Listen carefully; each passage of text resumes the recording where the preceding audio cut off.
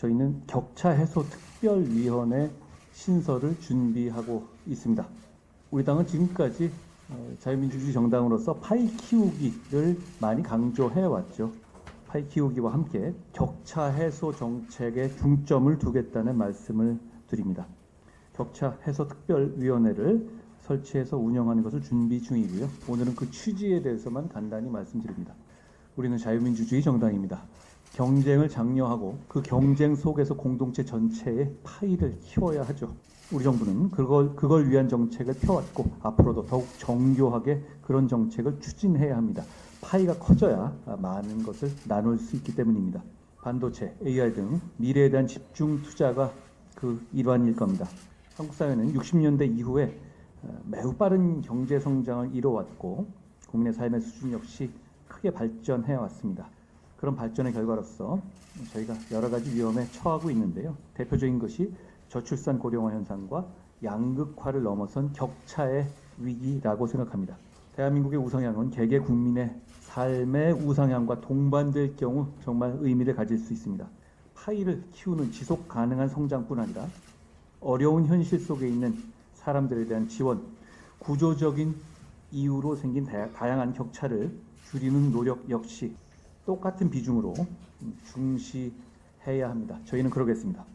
우리 정부가 그동안 많은 노력을 실제로 이 격차 해소를 위해서도 기울여 왔습니다. 그런데도 좀 부족하다는 지적들이 있는데요. 그런 지적의 실상은 일부는 맞고 또 일부는 우리 정부가 추진해온 다양한 정책들에 대해서 제대로 알리지 못한 면에 기인한 것도 있다고 생각합니다. 예를 들어서 저소득층의 생계급여만 하더라도 우리 정부는 올해 무려 21만 3천 원을 대폭 인상했습니다. 이 숫자는 지난 정부 5년 동안의 인상액 모두를 합친 19만 6천 원보다도 높은 금액입니다. 또한 생계급여의 가구 수도 5만 가구나 추가했습니다. 그리고 얼마 전에 발표한 취약계층에 대한 저희가 발표한 전기료 면제 정책 등도 격차 해소 정책의 일환입니다. 저희가 새로 출발하는 우리 당은 총선 때부터 내걸었던 격차 해소를 정책의 중요 목표로 삼겠습니다. 그리고 그것을 체계적으로 실천할 컨트롤 타워로서 가칭 격차 해소 특별위원회를 신설할 예정입니다.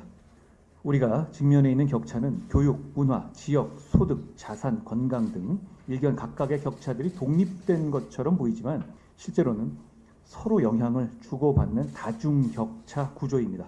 그렇기 때문에 단편적인 정책 외에 다중격차를 해소하는 컨트롤 타워로서의 역할이 필요한 겁니다. 우리는 집권 여당이고 행정과 결합된 실천력이 있습니다. 격차 해소 특별위원회가 민심을 모으고 컨트롤 타워 역할을 할 수 있도록 충실히 준비하겠습니다. 선거를 목전에 두고 있지 않다는 점은 저희가 이런 충실한 준비와 실천할 수 있는 기회가 있다는 뜻이기도 합니다. 파이를 키우는 정책, 그리고 격차를 해소하는 정책을 똑같이 중시하고 실천하겠습니다.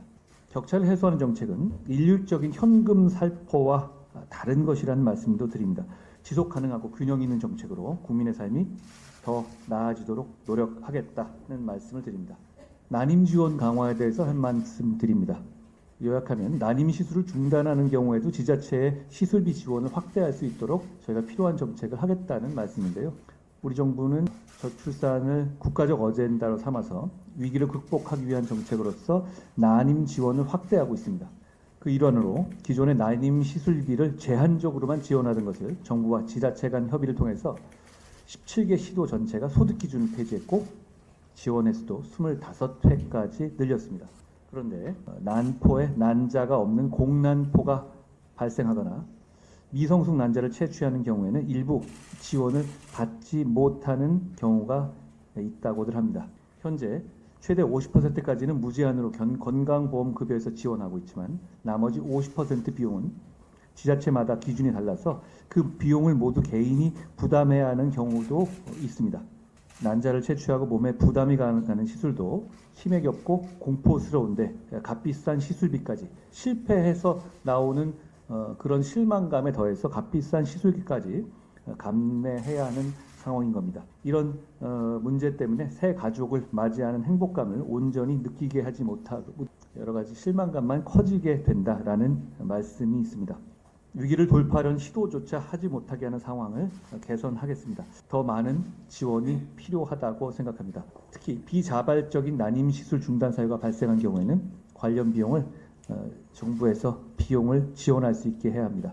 이를 위해서 난임 부부가 원할 경우에 지자체의 체외 수정 지원 횟수에서 차감하거나 공난포 발생 등에 대해서 일정 횟수를 정해서 추가 지원하는 방안도 고려해 볼 수 있을 겁니다.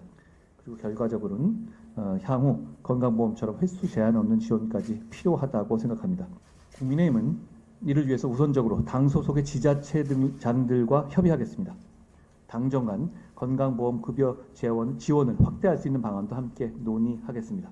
이걸 단 한 번에 해결할 수는 없을지 모르지만 국가적 과제를 해결하기 위해서 중앙정부에서 그리고 우리 국민의힘에서 관심을 가지고 해결해 나가야겠다는 말씀을 드립니다. 코로나19 바이러스가 확산하고 있습니다. 물론 초기와 달리 변이를 거치면서 치명률이 많이 약해졌다고들 합니다.